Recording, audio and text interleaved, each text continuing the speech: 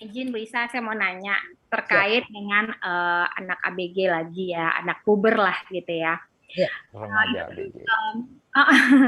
Jadi kan dia baru, saya tuh sebenarnya ngasih handphone itu nggak apa namanya nggak detil gitu. Memang ya, saya kasih handphone itu baru sekitar setahun yang lalu mungkin, tahun yang lalu. Tapi Umur sekarang berapa ya? Umur berapa Ananda? baru ulang tahun ke-13. Oh, alhamdulillah. Happy Milad 13. Iya. Jadi dia memang benar-benar baru beranjak ini baru akil balik. Ya, Baru akil balik. Jadi saya baru kasih itu setahun lalu, itu pun karena ya saya pikir dia udah harus lah karena pandemi dan lain-lain, kemudian dia ada achievement gitu. Tapi sekarang ini malahan saya lihat itu kayak sama handphonenya tuh benar-benar kayak pisah gitu, berpisah gitu. Kemudian kalau saya mau lihat, kadang-kadang Kak apa tuh gitu, misalnya Instagramnya apa gitu kan. Tadinya saya nggak boleh main Instagram, akhirnya dibolehin karena ada project sekolah. Kemudian nah ini akhirnya saya mau mendampingi itu agak susah karena kadang-kadang dia kayak marah duluan gitu. Kita nadanya baru satu ton, dia udah 10 ton duluan gitu. Nah, serba salah kan. Jadi mau ditegurnya gimana? Akhirnya saya pikir oke, kata bisa nunggu 14 pokoknya kalau dia setelah haid ya. Ya, 10 hari kulitnya, 10 hari. Nah, tapi masih belum juga Bu Isa. Jadi dia kayak ngerasa itu kayak privacy. Kemudian saya bilang nggak bisa ada privacy, Bunda harus tahu. Takutnya nanti kamu nggak tahu tiba-tiba punya teman internet, tiba-tiba orangnya nggak ini. Jadi mesti Bunda ajarin gitu. Tapi nggak susah. Kadang-kadang dia suka sembunyi-sembunyi jadinya Bu Isa. Jadi saya bingung. Oke. Ya. Sudah bisa ngobrol sama Ananda di waktu masa subur itu sudah kemajuan ya. Jadi buat para belajar dari Bu Isha. Udah kemajuan banget. Dan ingat ya, namanya pendidikan itu bukan cuma bulan ini, tapi seterusnya ya. Nanti insya Allah nanti terlihat betul-betul akan klik banget dengan Bunda tuh pas SMA. Ya, bersahabat. Jadi kan baru kelas berapa nih? 13 tahun kelas berapa nih? Kelas 1. Ya, kelas 7 kan? Kelas 7 ya. Ya, oke. Bersabarlah 2 tahun lagi dengan cara seperti itu. Oke ya. Ya, bersabarlah ya. Bu Isa juga punya pengalaman gitu kok ya sama Ragil gitu ya. Nah, namun yang perlu kita tambahkan dalam otak kita sebagai parents itu satu ya, bahwa memang ciri khas anak-anak generasi Z dan Alpha adalah gadgetnya tidak bisa berpisah. Jadi bukan Anda Mbak Marsha aja yang begini. Seluruh dunia. Oke, nah jadi ini harus paham dulu. Supaya apa? Supaya melegakan kita. Oh, bukan anak saya aja yang begini gitu. Itu melegakan. Ya. Oh iya. Ya, mudah-mudahan Mbak Marsha udah mulai lega nih. Oh gitu. Itu ciri khas. Namanya generasi Z, Gen Z. Kan dia kan termasuk generasi Z ya. Nah, Alpha itu yang umur 11 tahun. Ya. Nah, bisa juga punya pengalaman. Punya anak generasi Z itu ada 3. Ada 4 malah. 4. Ya, kalau Mas Lanang dia di Y milenial. Oh iya, milenial. Ya, milenial itu yang lahirnya tahun 80-an ya, sampai nanti 96. Z itu 97 sampai 2010.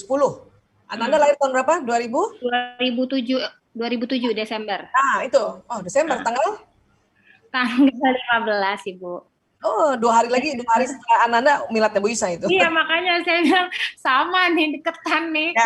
Ya, jadi sayang, berarti kan Ananda Gen Z ya, generasi Z. Ya, Z itu apalagi generasi Z, dia di waktu kecilnya itu teknologinya sudah sangat berkembang. Ya, satu, kedua memang dibutuhkan. Apalagi PJJ kayak gini. Kita mau nggak kasih gadget terus gimana? Anak belajar dari mana? Dari cuman TV doang ya, cuman channel TVRI kan kurang, ya kan? Nah, mau nggak mau ya. Jadi kita ada kondisi lagi setelah memang sudahlah Gen Z, ya kemudian ini lagi PJJ, kemudian dia anak perempuan baru mens juga. Bisa kebayang nggak kondisinya? Iya. Nah, itu kalau kuadratnya berarti 4 kuadrat kali. Iya. 2/4. Nah, gitu ya. Nah, ini yang harus perlu ditambahkan di otak kita sebagai parents, terutama ibu, bahwa kondisinya ini memang kondisi yang betul-betul sulit dirubah kan. Kita pernah belajar bahwa masalah sama dengan sikon plus emosi negatif kan. Iya, nah, sikonnya adalah ini Ananda kita perempuan ya, usianya 13, Gen Z ya, kondisi PJJ ya kan. Ya, udah 4 tuh, udah 4. Makanya bisa bilang 2/4. Ya, makanya perlu ekstra. Yang namanya pendampingan tidak seterusnya didampingi, bukan gitu. Pendampingan itu adalah ya mendampingi seseorang dengan cara yang efektif dan waktu yang efektif. Itu pendampingan. Nah, kalau tadi dia minta privacy, itu betul. Ini harus tahu ya. Harus tahu nih. Itu betul. Sebagaimana Islam juga mengajarkan ya anak-anak menghormati privasi kita. Ya. Dia dilarang masuk kamar kalau pada subuh hari atau pada malam hari. Sama, kita juga gitu, apalagi dia sudah mulai balik. Nah, supaya untuk mendampingi bukan berarti kita kepo ngelihat HP-nya anak-anak. Terus terang Bu Isa tidak lihat HP-nya anak-anak. Bukan karena gaptek, bukan. Belajar sedikit aja udah tahu lah Bu Isa. Bu Isa memang generasi X, tapi belajar sedikit sudah bisa tahu gitu. Cuman Bu Isa tahu dari pelajaran-pelajaran parenting bijaksana adalah kalau anak sudah balik ya, belum akil ya. Sekarang gini ya sayang ya, akil itu kan otaknya mateng. Akil sekarang nggak kayak zaman Bu Isa. Bu Isa dulu zaman Bu Isa akil balik jadi 1 di usia-usia 15 tahun, 16 tahun baru mens kan. Dan akalnya udah lumayan, 15 tahun udah ada isinya gitu. Nah sekarang anak-anak balik duluan, akilnya nanti di atas 20 tahun. Makanya perlu pendampingan.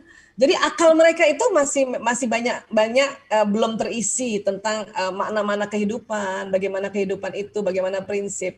Ya, makanya kita harus dampingi untuk kita kasih masukan. Sayangnya sudah balik duluan.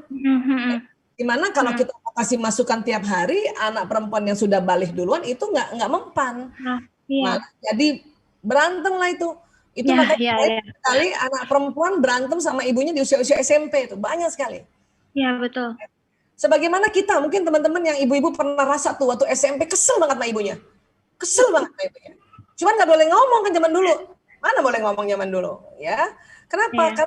Karena di sisi lain Mbak Marsha sebagai ibu udah mulai khawatir kan? Nah, karena dia udah mulai khawatir. Aduh, anakku udah mens, salah sedikit bisa ada terjadi hal-hal yang tidak diminta kan gitu ya? Gitu kan? Makanya senantiasa mau dampingin terus atau itu yang membuat namanya hasrat wanting to controlnya ya mulai naik kita sebagai ibu. Ya. Jadi sebetulnya dia ada boleh privacy. Boleh ya. Supaya dia juga cerita tentang isi IG apa yang dia lihat, itulah ada namanya ngobrol-ngobrol yang santai. Bikin dulu kayak gitu. Cara ngobrol santai supaya anak santai ngobrol sama ibunya, lihat bahasa kasihnya. Untuk tahu bahasa kasih, lihat wataknya gitu. Udah bisa identifikasi belum Ananda wataknya apa? Kalau dia ini koleris tapi ada sanguinnya. Oh, kalau sanguin ya berarti ekstrovert banget kan?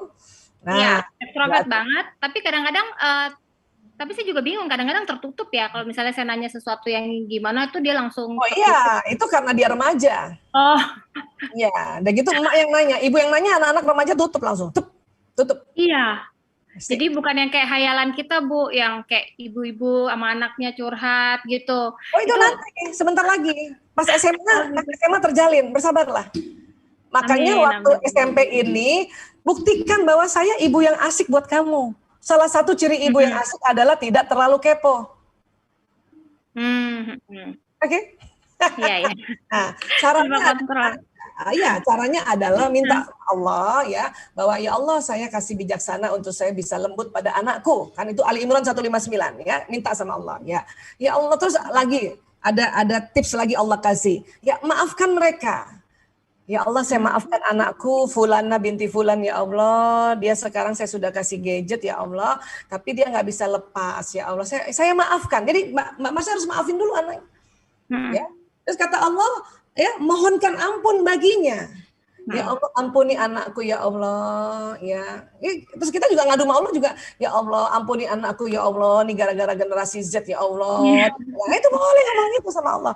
Ya, nah barulah kita ajak musyawarah. Musyawarahnya itu yang asik buat anak perempuan adalah pada saat masa subur gitu. Ya. Jadi kalau untuk bahasa kasihnya benar hadiah dan ini ya pujian, kata-kata pujian itu. Ya, kalau sanguinis biasanya kata-kata pendukung atau kata-kata affirmation. Jadi kalau dia memang lagi cantik, Bunda Marsha harus bilang, subhanallah, masya Allah, anakku cantik sekali, tambah cantik, masya Allah, gitu ya. Nah, karena pada dasarnya anak-anak waktu SMP dia merasa dirinya masih kurang cantik. Karena SMP itu masa-masa lagi perubahan, begeng, ya, nanti cantiknya SMA, gitu. Ya, jadi SMP itu mulai kurang percaya dirinya. Kenapa? Waktu SD dia imut, cantik, apalagi TK, ya. Mulai dia mens SMP, dia merasa, aduh, kenapa aku begini ya? Mulailah macam-macam tuh, apa ya? Baru namanya juga baru balik gitu ya. Nanti baru cantik itu SMA. Cantik itu. Ya. Makanya kita harus selalu, masya Allah anakku cantik. Apaan cantik? Iya cantik. Nah insya Allah tambah cantik lagi waktu SMA gitu. Iya, insya Allah. Ya gitu. Jadi selalu puji dia setiap hari. Iya. Nah, bisa jadi karena kolerisnya terlihat. Dia koleris yang pelayanan atau hadiah. Atau dua-duanya. Lihat aja. Hadiah dan pelayanan. Ya udah. Itu 3 di charge itu. Ganti-gantian ya. Ganti-gantian. Pujian ke hari ini sudah dipuji belum ya hari ini? Hari ini aku udah bikinin minum yang dia suka nggak ya? Sebagai bentuk pelayanan dan hadiah. Jadi waktu dia lihat bundanya bikinin minum, itu pelayanan. Terus waktu dia, ini hadiah buat kakak, itu hadiah. Oh iya. Kan? Kemudian tinggal puji, kan gampang kan gitu. Itu aja dulu. Itu aja dulu. Maka dengan di charge baterai kasihnya, Bunda nggak tanya tentang IG-nya, dia akan cerita Bunda hari ini IG-nya begini Bunda gitu. Ya? Dan tetap terus bersabar, ingat namanya pendamping, namanya juga dampingin nggak bisa 1 hari. Sebagaimana kita mendampingi istri mendampingi suami itu puluhan tahun. Iya baik Ibu. Selamat insya Allah bisa doain ya. Insya Allah amin. Terima kasih Bu doanya.